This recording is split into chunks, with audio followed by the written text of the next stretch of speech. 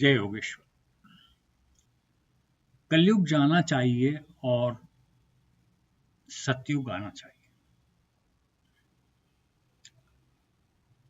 कलयुग के संबंध में भारतीयों की ऐसी मान्यता है कि विचार बदलते हैं। विचार करने का जो स्रोत है वही बदल जाता है। विचार तो चलता ही रहता है। वशिष्ठ जी भी विचार करते थे, तो क्या आज के वैज्ञानिक विचार नहीं करते? वे भी विचार करते हैं, परंतु उनके विचारों का लक्ष्य, उनके पीछे की शक्ति और वासना बदल जाती है। विचार का लक्ष्य ही विचारधारा में पवित्रता निर्माण करता है। शब्द को पवित्रता नहीं है, परंतु शब्द का कौन उच्चार करता है, शब्द उच्चारने का हेतु और लक्ष्य क्या है, इससे उसकी पवित्रता निश्चित होती है। भारतीय दृष्टिकोण ऐसा है कि आज विद्या, विचार, वेद आदि के संबंध में अनर्थ हो गया है। वेद का अर्थ विचार पूजन है। जब विचार पूजन नष्ट हो जाता है, विचार जब वासना का गुलाम बन जाता है, वासना पूजन का पर्याय साधन बन जाता है, तो वही कलयुग कहलाता है। कलयुग में लोग पैर ऊपर करके सिर के बल नहीं चलते, परंतु कलयुग में जीवन विषयक ज्ञान की उपेक्षा होती है और जीविका के विचारों को ही प्रधानता दी जाती है। कलयुग में जीविका के सिवाय अन्य किसी बात का विचार ही नहीं होता। ऐसा कलयुग का वर्णन है। भविष्य पुराण में लिखा है, विद्या प्रहण शून्य त्वात अधर्मो भवति सूतः। जीवन विषयक ज्ञान जिसको विद्या कहते हैं, लोग उसकी उपासना नहीं करते, परंतु जीविका विषयक ज्ञान को ही सर्वस्व मानते हैं। इसी को कलयुग कहा जाता है। जीविका विषयक ज्ञान ही सर्वस्व है, ऐसा कहने में लोगों को गौरव लगता है। सभी पढ़े लिखे लोग आज कहते हैं कि ज्ञान जीविका लक्ष्य होना चाहिए, जॉब ओरिएंटेड होना चाहिए। ऐसी परिस्थिति जब आती है, तब उसकी व्यथा भी चली जाती है। ऐसे काल में जीवन विषयक ज्ञान हमें नहीं मिलता, इसका दुख भी हमें नहीं होता। उल्टे हम जीविका विषयक ज्ञान प्राप्ति का ही समर्थन करते हैं। भागवतकार कलयुग का वर्णन करते हुए लिखते हैं कि सभी वर्ण धर्म छोड़ देंगे तो संपूर्ण समाज अर्थ प्रधान बनेगा। इतना नहीं, मनुष्य भगवान के पास अर्थ प्राप्ति के लिए ही जाएगा। भागवत में जो लिखा है वैसा ही कलयुग का वर्णन भविष्य पुराण में भी है। उन्होंने जो लिखा है वह सब आज हम आंखों से देख रहे हैं, फिर उसका वर्णन क्या करना। भागवतकार और भविष्य पुराण दोनों कलयुग के बारे में एक ही बात लिखते हैं, जीवन विषयक विद्या ही नष्ट होगी, केवल जीविका का ही ज्ञान मिलेगा। आज लोग संस्कृत पढ़ते हैं, वह भी भागवत की कथा करने के लिए पढ़ते हैं। जो जीवन विषयक ज्ञान समाज को नहीं चाहिए, उसे वे नहीं पढ़ते। किसी भी ब्राह्मण से पूछोगे क्या तुम न्याय शास्त्र, व्याकरण शास्त्र, ब्रह्मसूत्र वगैरह पढ़ते हो, तो वो कहेगा कि नहीं। कारण उसकी आज समाज में कोई डिमांड, आवश्यकता नहीं है। सबको भागवत की, पुराणों की कथाएं ही सुननी है। इसलिए ब्राह्मण भी पुराणों में से पढ़कर बता सके उतना ही संस्कृत पढ़ता है। जिसको कथाएं अच्छी तरह से करना आता है उसको दक्षिणा भी पर्याप्त मात्रा में मिलती है। अंग्रेज जो शिक्षा लाए वही जीविका लक्ष्य थी ऐसा नहीं है। आज की संस्कृत की शिक्षा भी उसी ढंग से चल रही है। उसमें उपजीवन यह प्रमुख बात। ऐसी स्थिति आती है तब विचार खत्म हो जाते हैं। जिस समाज में विचार दुर्बल बने, विचारों में अर्थ प्रधानता आई, विचारों में से जीवन विषयक ज्ञान चला गया और विचार वासना पूर्ति का साधन बन गए, उस समाज में ही कलयुग की अवस्था मानी गई है। कलयुग में ब्राह्मण कैसा होगा तो कहते हैं साधूनां विद्वानां च वित्तान्य पर हरन्ति च न वृथानि चरिष्यन्ति ब्राह्मणा द्रव्यलोलुपाः। पहले ब्राह्मण चरित्र व प्रेम से सबके पास जाते थे।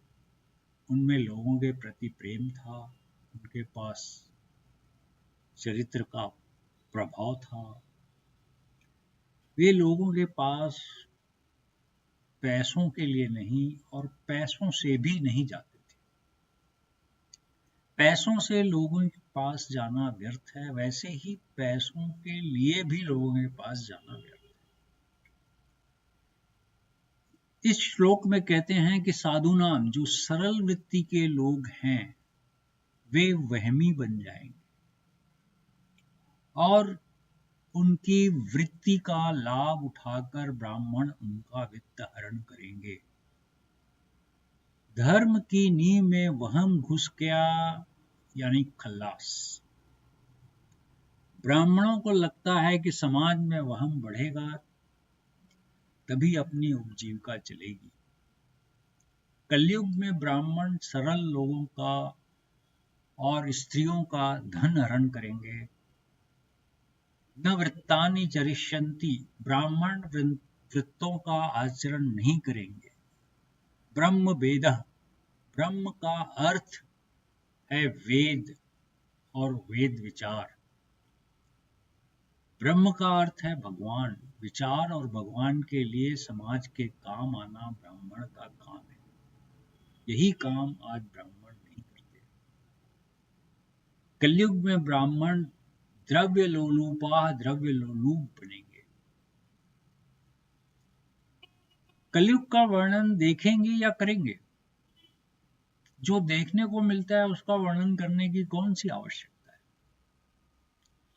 यदि कहेंगे तो शब्दों को भी कुछ मर्यादा रहती है। इसके बाद कलयुग में क्षत्रिय कैसे होंगे इसके बारे में भी कुछ लिखा है। राजानो द्रव्य निरता यथेवान्यायवर्तिनः पीडयन्ति प्रजा सर्वे करैर्यर्थ वर्जिते।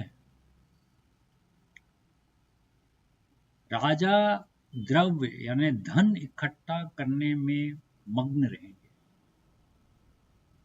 उनके मस्तिष्क में अर्थतंत्र और बजट का ही विचार घूमता रहेगा। धन को ही सर्वस्व मानकर राजा राज्य करेंगे। जिधर से लाभ होगा उस क्षेत्र में राजा पदार्पण करेगा। और यह कहावत सच्ची है कि जिसका राजा व्यापारी उसकी प्रजा भिखारी। राजा व्यापार नहीं कर सकता। इसका कारण उसको प्रशासन देखना पड़ता है, उसी में उसकी शक्ति लगी होती है।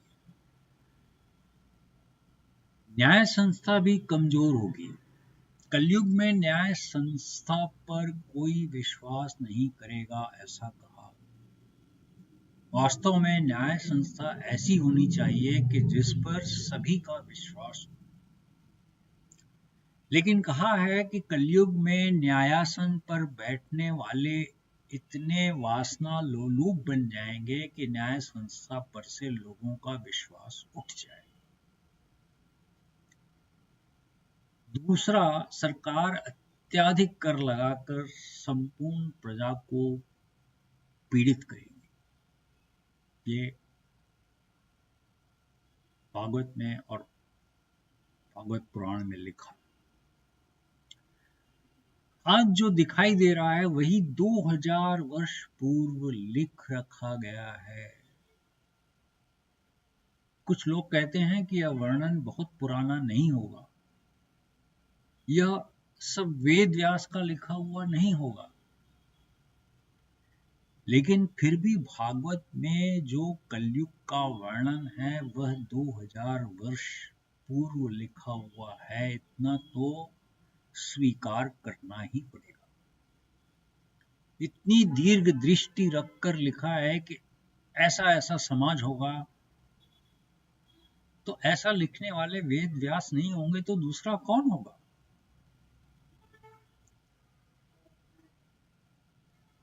ऐसी अवस्था आएगी कि परिवार में अत्यधिक भाव तथा प्रेम का माता पिता का संबंध भी नष्ट हो सकता है। माता पिता का अपने पुत्रों के प्रति आत्मीयता और प्रेम का संबंध ही खत्म हो जाएगा। संतान माता पिता का द्वेष करेगी और पत्नी पति का द्वेष करेगी। स्त्रियों का अपने पतियों पर प्रेम नहीं रहेगा, आदर भी नहीं रहेगा। साथ में रहना होगा तो समझौता करना पड़ेगा। पति पत्नी कैसे भी हो, पागल भी क्यों न हो, साथ में ही रहना पड़ेगा और कोई दूसरा रास्ता नहीं होगा। सभी परद्रव्य परायण बन जाएंगे। बहुत वर्णन किया है। पर द्रव्य परायणा, दूसरे की जेब का पैसा अपनी जेब में कैसा आएगा, इसका ही सब विचार करेंगे। समाज भी वही विचार करेगा। मंदिर बनाना है किस लिए? पैसों के लिए। कथा सुनानी है और सुननी है क्यों? पैसों के लिए। पैसों के सिवाय दूसरा विचार ही नहीं होगा। फिर आगे कहा है कि पृथ्वी निष्फल यानी कम फल देगी, बीजों व पुष्पों का नाश होगा। आज कितने ही फूलों के नाम ऐसे हैं जो फूल आज कहीं देखने को भी नहीं मिलते। कहाँ चले गए वो सब फूल?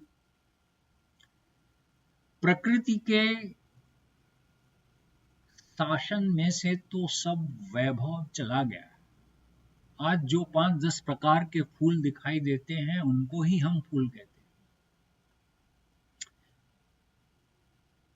परिवार की स्त्रियां अभिनेत्रियों के जैसा वेशभूषा, वस्त्र परिधान और श्रृंगार करने लगेंगी, अभिनेत्रियों की नकल करने लगेंगी।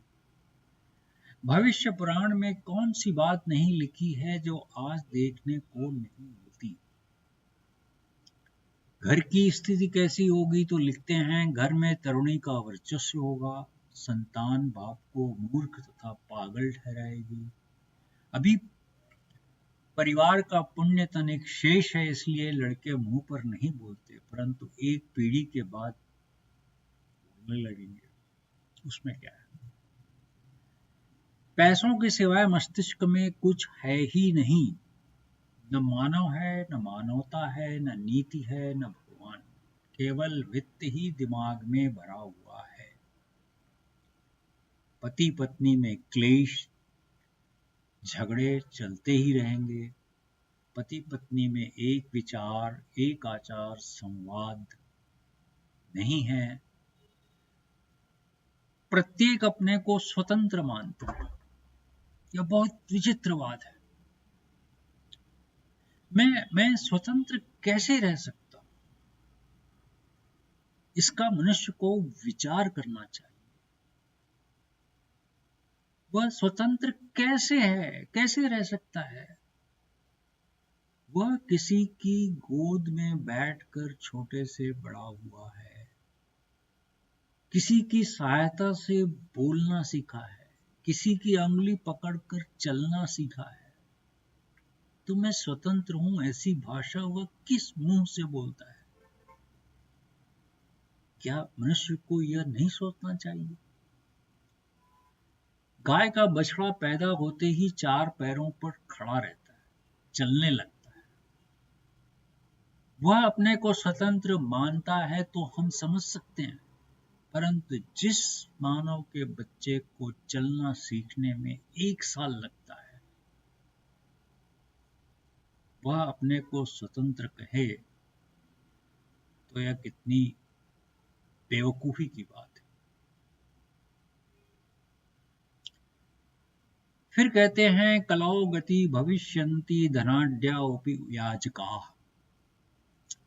कलयुग में धनवान लोग भी याचक बनकर भीख मांगने के लिए चल पड़ेंगे।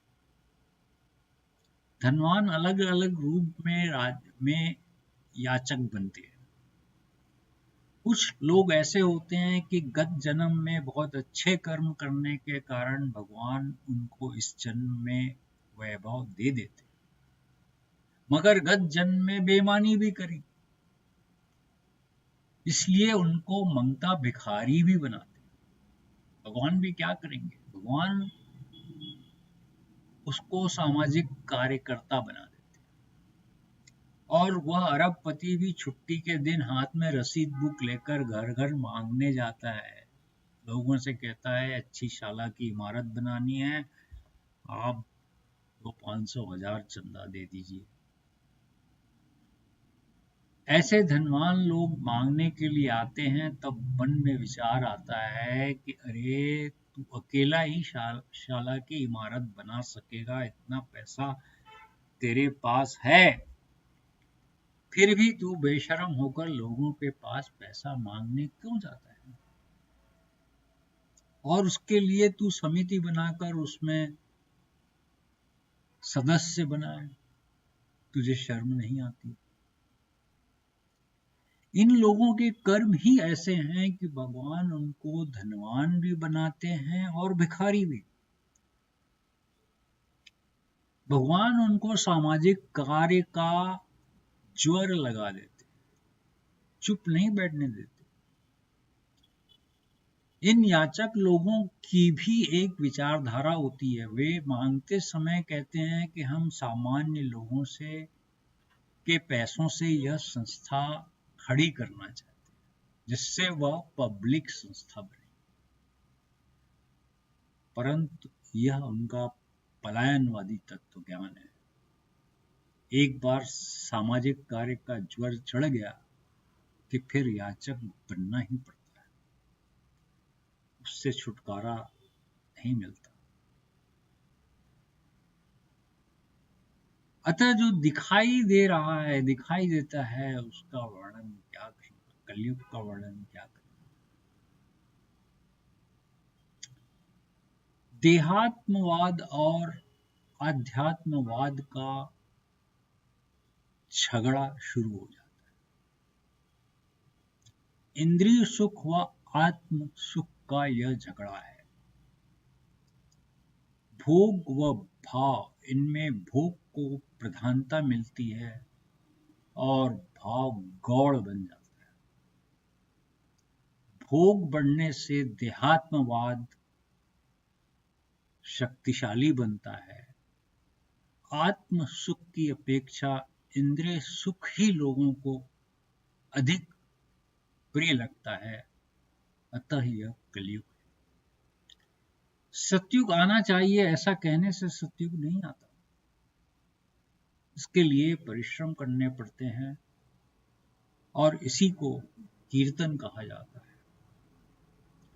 कृष्ण का जीवन, कृष्ण के विचार, उसका कीर्तन ही कलयुग को हटा सकता है। यह बात 101% सत्य है। इसके बिना दूसरा रास्ता ही नहीं है। उसके लिए भागवतकार मार्ग दिखा रहे हैं। कले दोष निधे राज नास्ति होको महान गुणः, कीर्तनादेव कृष्णस्य मुक्त संडू परम व्रजेत। हे राजा, कली तो दोषों का सागर है, परंतु उसमें एक बहुत बड़ा गुण है। वह यह है कि इस कलयुग में केवल श्री कृष्ण के गुणों का संकीर्तन करने से मनुष्य सब प्रकार के बंधनों से मुक्ति पाकर परम पद को प्राप्त कर सकता है। कितना सुंदर लिखा है कि मुक्त होना है तो भक्ति को उठाओ। भक्ति एक सामाजिक शक्ति है। मनुष्य को मनुष्य के पास भक्ति से ही जाना चाहिए।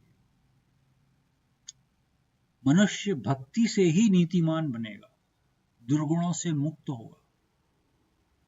केवल उपदेश से मनुष्य नहीं बदलेगा। कृष्ण के कीर्तन करके कलयुग में मुक्त हुआ जाता है, ऐसा जो भागवतकार ने कहा है वह बिल्कुल सत्य है। भक्ति के बिना मनुष्य का उद्धार नहीं है, परंतु भक्ति भजन आरती व प्रसाद तक ही मर्यादित नहीं होनी चाहिए। यह अच्छी तरह से समझ लेना चाहिए। जय विष्णु।